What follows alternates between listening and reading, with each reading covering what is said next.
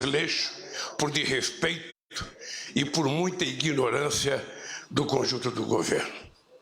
Então, vocês sabem que a nossa tarefa é uma tarefa árdua, mas é uma tarefa nobre, porque a gente vai ter que entregar esse país melhor, esse país mais saudável do ponto de vista da saúde mesmo, mais saudável do ponto de vista do ganho da massa salarial, mais saudável do ponto de vista dos pequenos e médios empreendedores desse país, dos pequenos e médios produtores rurais, mais saudável do ponto de vista da educação e mais saudável do ponto de vista das civilidades.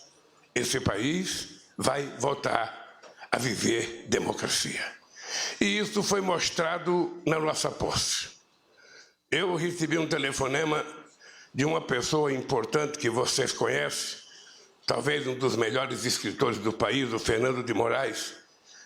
Fernando de Moraes me telefonou para dizer o seguinte: ele tinha participado da posse na Argentina em 1972.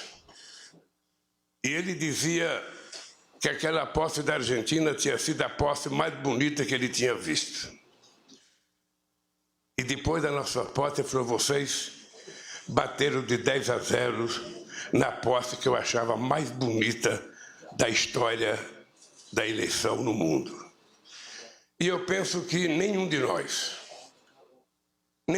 jamais tinha visto um povo emocionado, um povo motivado, como nós vimos na nossa posse. Há muito tempo a gente não via tanta alegria, tanto sorriso estampado na fisionomia de homens, mulheres, crianças, velhos. Ou seja, as pessoas parecem que estavam se encontrando consigo mesmo. E nós queremos que isso aconteça todo dia. É preciso acabar com as brigas familiares. Durante esse processo dos últimos 4 anos, teve famílias que pais não conversavam mais com filhos, que sogro não conversava mais com nora, que nora não conversava mais com a sogra, que filho não conversava com o pai, irmão não conversava com o irmão, primo não conversava com o primo, tudo estabelecido pelo ódio que foi colocado em prática nesse país. E a nossa posse mostrou que é possível a gente fazer esse país voltar a sorrir. É possível fazer essas pessoas voltarem a sonhar. E a nossa obrigação é de transformar esse sonho em realidade. Esse é o compromisso de cada companheiro e de cada companheira que assumiu esse ministério. Nós não somos um governo de um pensamento único. Não somos um governo de uma filosofia única. Não somos um governo, de apenas pessoas iguais. Nós somos um governo de pessoas diferentes. E o que é importante é que a gente, pensando diferente, tem que fazer o esforço para que na construção do nosso processo de reconstrução desse país, a gente pense igual, a gente construa igual. Eu fico muito feliz quando eu vejo um homem do agronegócio como ministro da Agricultura, como o companheiro Fávaro. Ou seja, eu penso que o Fávaro é a perspectiva que nós temos de fazer com que as pessoas sérias, os homens de negócio do agronegócio, os empresários de verdade que sabem a responsabilidade da produção de alimento nesse país, que sabem a necessidade da produção sem precisar ofender ou adentrar a floresta amazônica, ou a Pantanal, ou qualquer outro bioma que tem que ser protegido. Esse empresário que produz de forma responsável será por nós muito respeitado e muito bem tratado. Agora, aqueles que quiserem temar e continuar desrespeitando a lei, invadindo o que não pode ser invadido, usando o agrotóxico que não pode ser usado, a força da lei imperará sobre eles e nós vamos exigir que a lei seja cumprida, porque nesse país tudo vale. A única coisa que não vale é o cidadão bandido achar que pode desrespeitar a boa vontade da sociedade brasileira, a nossa Constituição e a nossa legislação. Todos nós sabemos o compromisso extraordinário que nós assumimos durante a campanha com a volta do crescimento desse país, com a geração de empregos e com o crescimento da massa salarial. É possível a gente fazer a economia voltar a crescer, é possível a gente voltar a crescer com muita responsabilidade, é possível a gente voltar a crescer com distribuição de renda e de riqueza, e é possível a gente gerar um emprego em que garanta ao trabalhador um pouco de seguridade social. Nós queremos efetivamente investir muito no fortalecimento do sistema cooperativo nesse país. Queremos investir muito no micro e pequeno empreendedor. Queremos investir muito no pequeno e médio empresário. Mas nós queremos que o trabalhador tenha um mínimo de seguridade social, que ele tenha garantia de previdência, que ele tenha garantia de registro, que ele tenha garantia de que quando, por motivo qualquer, ele estiver em possibilidade de trabalhar, o Estado garanta a ele o mínimo de segurança. Porque senão a gente não terá um mundo de trabalho sadio e saudável, a gente terá um mundo de barbárie. Todo mundo sabe o nosso compromisso com a educação. E na educação eu fiz questão de convidar o companheiro Camilo para ser o ministro da Educação, porque dentre todos os estados brasileiros, o Ceará é o estado que ao longo de muitos anos vem tendo a mais importante história de educação fundamental e de ensino básico. Ou seja, inclusive talvez seja o estado com mais quantidade de escolas em tempo integral. E quando eu trouxe o Camila, eu também queria trazer a Isolda, que é a secretária nacional de Educação Básica, porque sobre as costas dela pesa também a responsabilidade de ter sido uma grande educadora e, portanto, meu caro Camilo, você sabe que você tem responsabilidade. A semana que vem, eu já quero ter uma reunião com você para discutir o que a gente vai visitar, sabe, de reforma em escola, porque nós temos 4.000 obras na área da educação paralisadas. Eu não sei se é creche, não sei se é universidade, não sei se é Instituto Federal, mas o que tiver, a gente vai ter que colocar a mão na massa para que a gente possa produzir e reconstruir, melhorando a educação, gerando emprego e pagando os salários que o povo brasileiro precisa ganhar. Porque, na verdade, o que dá mais orgulho ao povo é trabalhar e, pelo seu trabalho, receber o seu salário e sustentar a sua família. Essa é a forma mais dignificante para um trabalhador e uma trabalhadora conseguir sobreviver. Nós sabemos, Nisa, a responsabilidade que está nas suas costas na área da saúde. Essa é uma área que passa ano, entra ano, passa ano, entra ano. E a saúde sempre está um pouco ausente daquilo que é o sonho do povo brasileiro. Nós chegamos a avançar. Nós chegamos com farmácia popular, com o Brasil Sorridente, com o SAMU.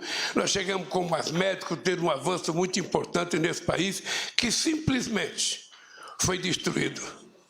Em nome de combater qualquer coisa, em nome de tirar, na verdade, aquilo que estava dando certo para o povo daquelas cidades pequenas que não vê médico. Não sei se vocês sabem, mas todo mundo aqui sabe, porque todo mundo aqui já foi governador, já foi prefeito, já foi deputado.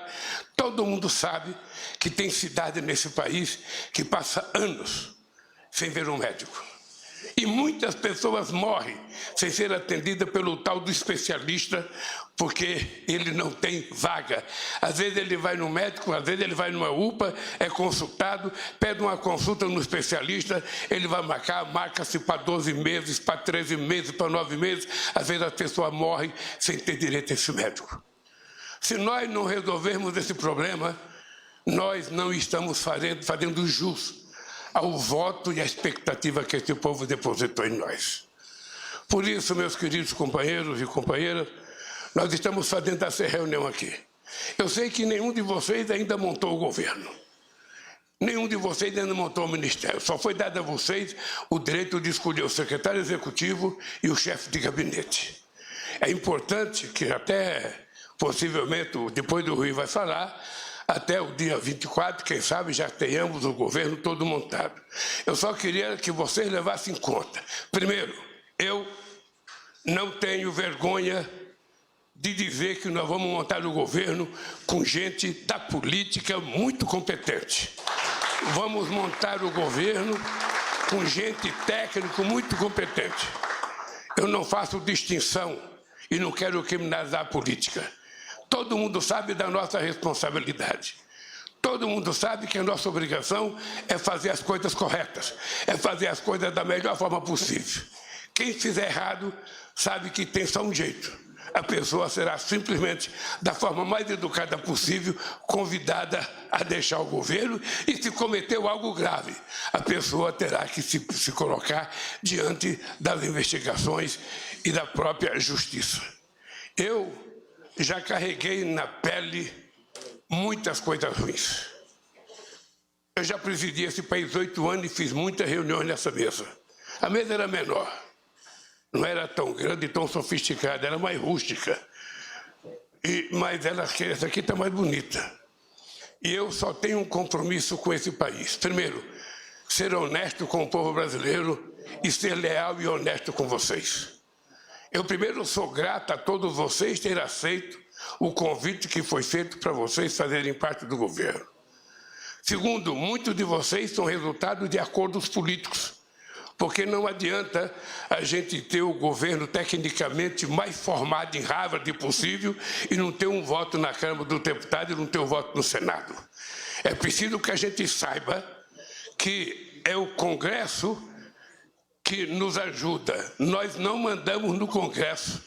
Nós dependemos do Congresso e, por isso, cada ministro tem que ter a paciência e a grandeza de atender bem cada deputado, ou cada senador, ou cada senadora que o buscar. Porque, senão, quando a gente vai pedir um voto, que a gente vai falar com o deputado ou com o senador, ele diz, não, eu não vou votar porque eu fui em tal ministério, nem me receberam, me deram um chá de cadeira de 4 horas, o ministro nem serviu um cafezinho, uma água, eu não quero isso. Nós temos que saber que nós é que precisamos manter uma boa relação com o Congresso Nacional e cada um de vocês, ministros, tem a obrigação de manter a mais harmônica relação com o Congresso Nacional. Não tem importância que você divirja de um deputado ou do senador. Quando a gente vai conversar, a gente não está propondo casamento. A gente está propondo aprovar uma tese ou fazer uma aliança momentânea em torno de algum assunto que interessa ao povo brasileiro.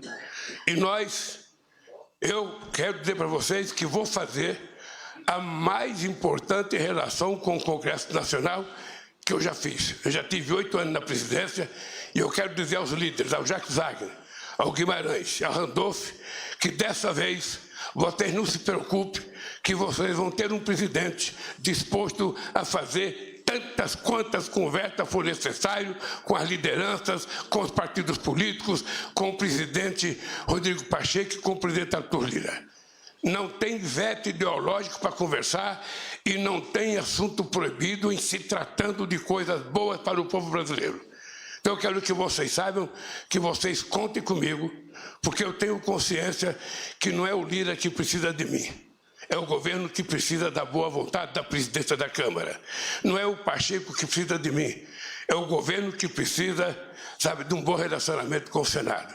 E assim nós vamos governar esses 4 anos. Eu tenho dito para todo mundo que esse será o mandato da minha vida. Todo mundo sabe que eu tenho uma obsessão para acabar com a fome nesse país, eu tenho uma obsessão para garantir e melhorar a saúde para esse povo, e eu tenho uma obsessão porque eu conheço muita gente que morreu com receita no criado, na beira da cama e não tinha 50 reais para comprar o remédio. E agora a questão da educação. Nós precisamos, de uma vez por todas, dar um salto de qualidade no ensino fundamental e no ensino básico. É preciso que a gente tome consciência. Se a nossa criança não for bem formada no ensino fundamental, no primeiro, no segundo, no terceiro, no quarto, na 5ª série, se ele não for bem formado, ele terá mais dificuldade de amanhã se transformar numa pessoa intelectualmente mais preparada, num profissional mais preparado. E o Brasil precisa dessa gente bem formada, porque o Brasil não pode passar mais um século exportando minério de ferro e só exportando soja ou milho. Nós temos que exportar conhecimento, exportar inteligência, importar coisa mais sofisticada com valor agregado para que esse país dê um salto, deixe de ser um país em desenvolvimento e passe definitivamente a ser um país desenvolvido, fazendo parte daqueles países que se orgulha de ter o seu povo tomando café, almoçando e jantando todo dia, de ter o seu povo com qualidade educacional, de ter o seu povo com qualidade, sabe, de moradia, de ter o seu povo com qualidade de vida, que é o que todos nós prometemos durante toda a nossa vida. Por isso, companheiros e companheiras, nessa primeira nossa reunião, Margarete, se prepare, porque nós vamos ter que fazer uma revolução cultural nesse país. Se prepare que nós vamos fazer, esse povo precisa de cultura, porque parte da violência que existe nesse país, ela não existe por falta de polícia, Flávio Dino, ela existe pela ausência do Estado no cumprimento das suas obrigações. Está faltando escola, está faltando saúde, está faltando lazer, está faltando esporte, está faltando quase tudo. Um jovem sem área de lazer, um jovem que mora num barraco de 3 ou 4 metros quadrados, que quando abre a porta não tem 1 metro quadrado para ele brincar. Que jovem nós estamos criando? Que brasileiro ou brasileira saudável a gente está criando? Então o Estado, ao invés de cumprir, ao invés de culpar o povo pobre da periferia, a gente tem que culpar a ausência do Estado e nós vamos fazer um esforço, companheiros, para estar presente aonde o povo precisa de nós. Esse é um compromisso que eu não arredarei o pé. E por isso eu digo todo dia, vocês vão ver um senhor de 77 anos, com energia de 30 só, e que não vai ter 1 minuto de cansaço, enquanto a gente não conseguir resolver o problema dessa sociedade. Nós já provamos uma vez que é possível. Nós já provamos, esse país já foi a 6ª economia do mundo. Esse país já aumentou o salário mínimo em 74%. Esse dia eu fui conversar com uma pessoa que disse, olha, mas agora foi bancarizado 16 milhões de pessoas. E eu disse, mas no meu governo foi bancarizado 70 milhões de pessoas. Nós colocamos uma Argentina e uma Colômbia dentro do sistema bancário, sabe, com mulheres que catam papel, com o pessoal do reciclagem, com o povo de rua abrindo conta na Caixa Econômica Federal. Você tem que ver, Zé Múcio, o que uma mulher chorou a receber o cartãozinho dela da Caixa Econômica, porque ela abriu uma conta. Coisa que para nós não tem nenhum valor, para o povo pobre tem um valor incomensurável. Por isso, companheiros, eu vou passar a palavra para o companheiro Geraldo Alckmin, que além de ministro, além de coordenador da transição, virou ministro do Desenvolvimento, Indústria e Comércio. Daqui a pouco ele tem mais poder do que o presidente da República e eu vou passar a palavra para o companheiro Alckmin. Obrigado, companheiros, obrigado. Estejam certos que eu estarei apoiando cada um de vocês nos momentos bons e nos momentos ruins. Não deixarei nenhum de vocês no meio da estrada. Não deixarei nenhum de vocês. Vocês foram chamados porque têm competência. Vocês foram chamados porque foram indicados pelas organizações políticas que vocês pertencem. E eu respeito muito isso. E, portanto, esteja certo que vocês terão em mim, sabe, se possível, um irmão mais velho, se possível, um pai. Tratarei vocês como a mãe trata os filhos. Com muito respeito, muita educação e exigindo muito trabalho de cada um de vocês e de cada uma de vocês. Obrigado, companheiro. Com a palavra, o nosso querido companheiro Geraldo Alckmin.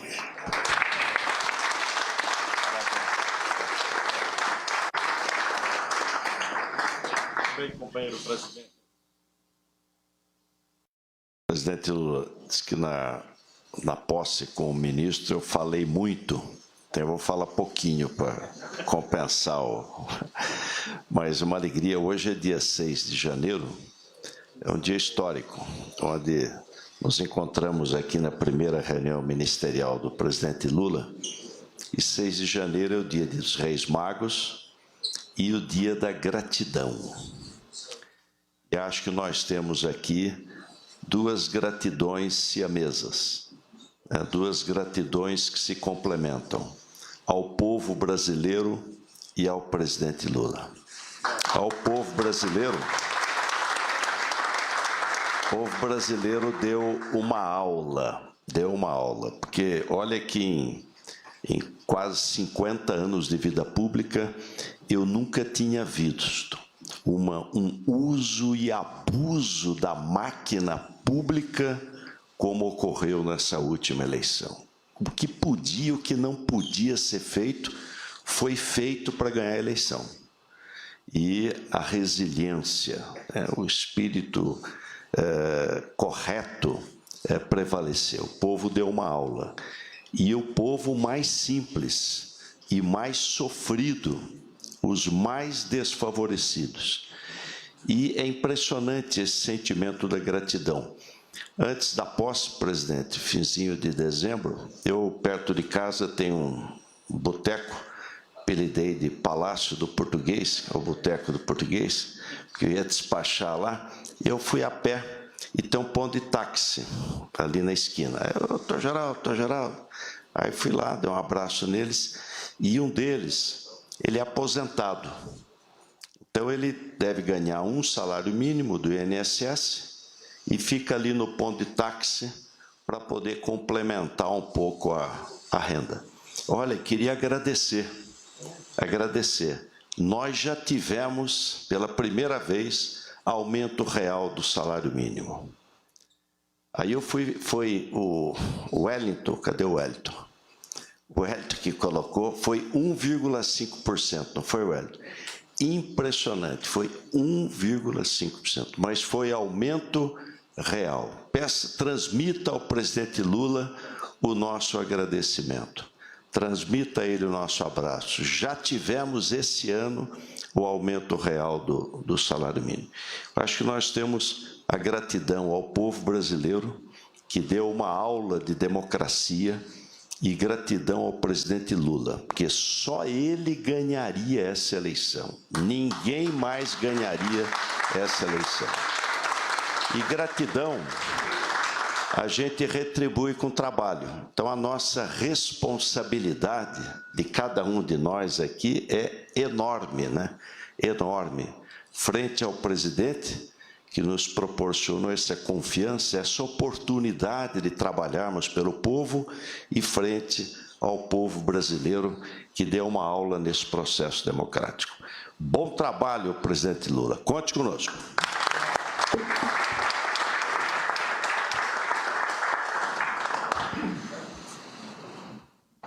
Companheiro Rui Costa. És tu que vai. O maestro vai coordenar ali. Deixa o pessoal sair. Você conferiu ao vivo com a gente a abertura da reunião do presidente Lula com toda a equipe ministerial lá no Palácio do Planalto.